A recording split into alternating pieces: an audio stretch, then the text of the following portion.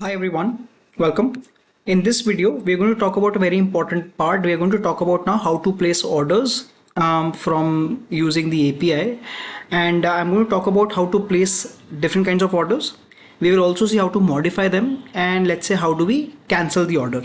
So again, I'm taking you first towards the documentation page. On the left side, once you click on order placement, there's a single order, and on the right side, once you click on C#, this is the code that you're getting. So again, what I've done is I've actually copied this code. So this is the top part which we have seen so far, and then I'm just copying this place single order, and I am going to show you the code now. So this is our main function, orders.main. Here, this is the first part where I'm putting the client ID and the access token. I'm going to just show you the examples, but this is where I've pasted the place single order. So this is exactly the same code that I've shown you in the documentation page. We will also be looking at few more things like how do we get the orders that we have placed so far and how do we cancel them. But let us start with this. So let us talk about the inputs. So in this, we will have to first know what are the different kinds of orders that we can place. So initially we will have to give the symbol in which we want to take the trade in. The quantity, always remember this is the quantity, this is not the lot size. Then we can place different kinds of orders. We can either place a limit order, we can place, and if it's a limit order, we will have to put type as 1. We can either put a market order, we can also put a stop loss market order or a stop loss limit order. In case you want to know the difference, you can just click on view details. It will tell you what are different order types. We can also obviously take a buy trade or a sell trade. Now there are different product types. If we want to trade equity and we want to hold it, that means we want to trade it for a few days, we will have to put the product type as CNC. If we want to do intraday trading only, we will be using intraday. If we want to do hold the trade for derivatives, we will be doing it as margin. And in the next few videos, I will talk about the CO and the BO orders also. And then obviously, depending on what kind of order you have picked, we can use the limit price, the stop price, all these things in case you have used a limit order or a bracket or a cover order. So these are all the inputs. So let us take some examples. So I'm going to start with the place single order. So let's put in our inputs here. So let's say I want to take the trade in idea, one quantity.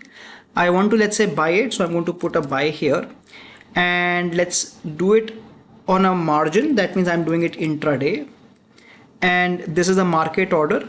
So let's run the code. So as you can see, it's going to place the order here, and let's see what do we get. So right now, if I show you here, I don't have any trades today. So I don't have any trades.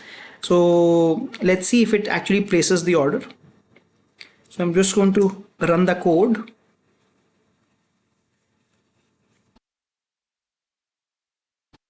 And it says that product NRML not enabled for NSE. Okay, so there is some issue. Let's check what is the issue.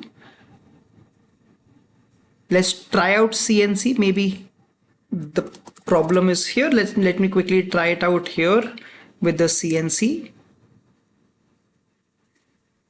And okay, it is giving me a margin shortfall. The reason is that I don't have amount. So let me just add the amount and I will be back.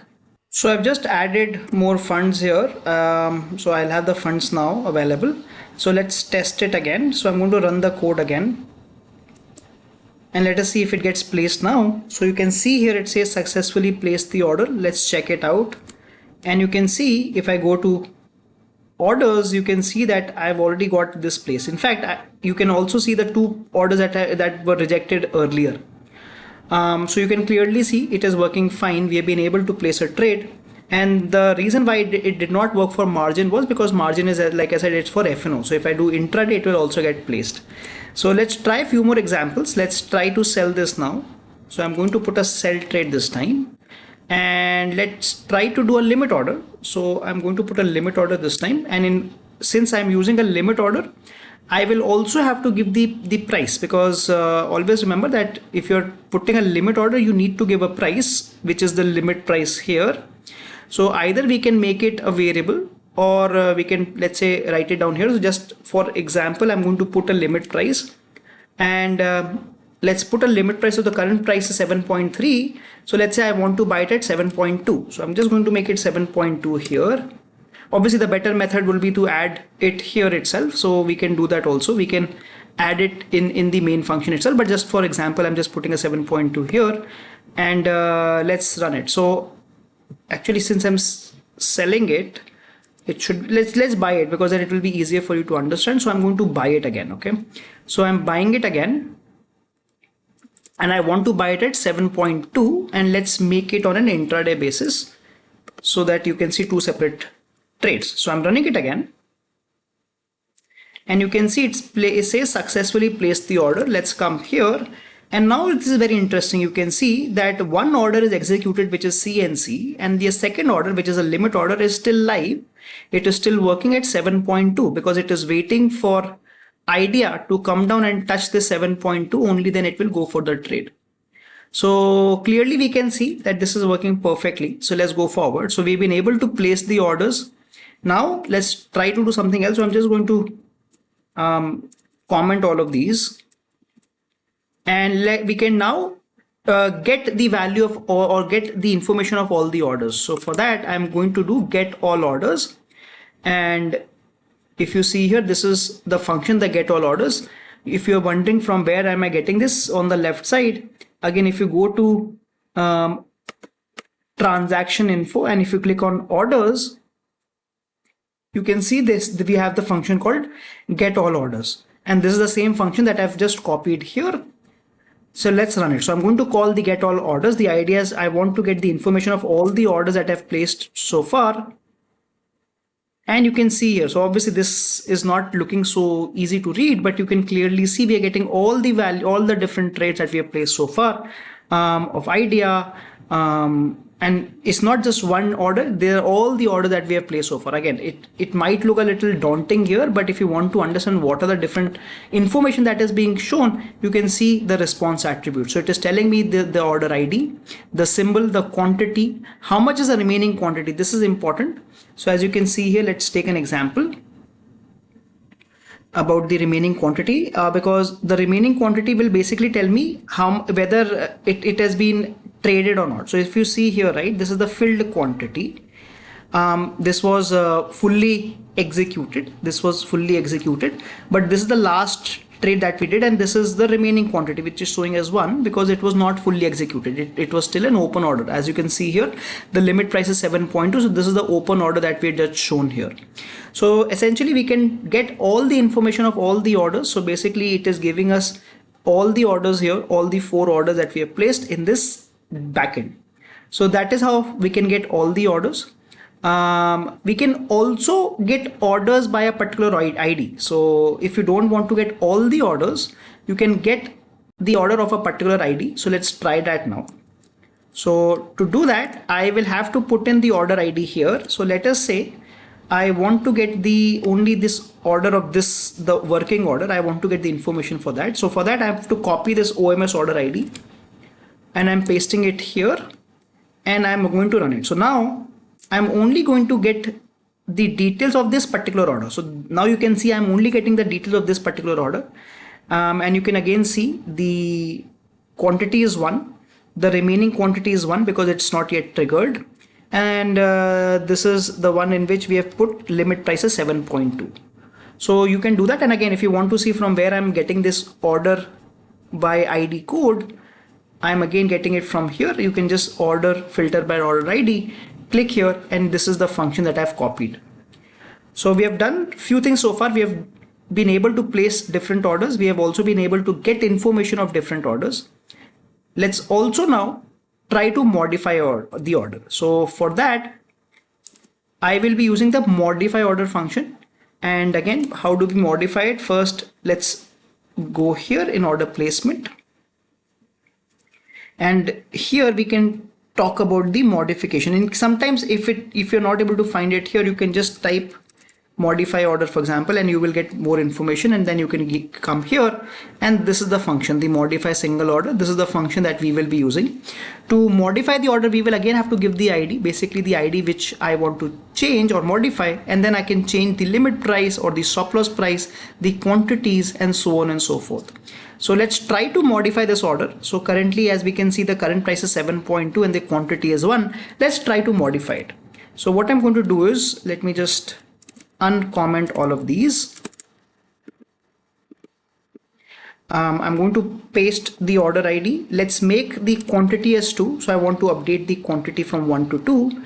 I will keep the price as buying. Let me keep the order as limit order only, and let's run it. So what I want to do is I want to update the quantity to 2. That's what I want to do. Let's run it and see.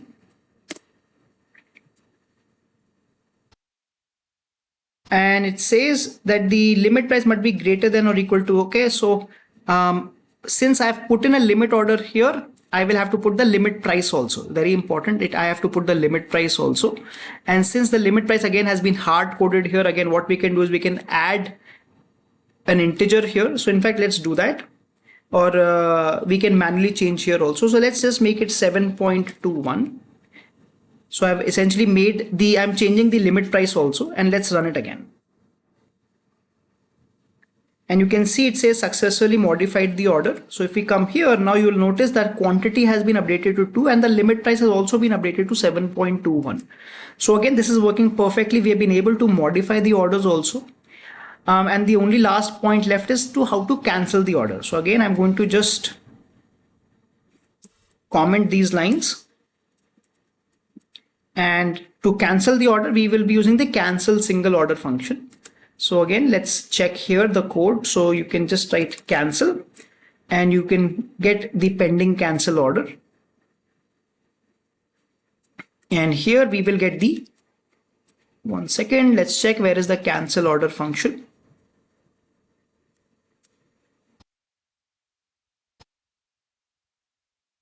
Cancel order. And this is the one, cancel single order. So we have to copy this. So this is what I've copied here, right at the bottom. And in this, we only have to give the order ID. We only have to give the order ID which we want to cancel. So let's do that now. So I'm going to give the same order ID that we have been working with. Again, I have not added it here. It would be a good idea to add the order ID here.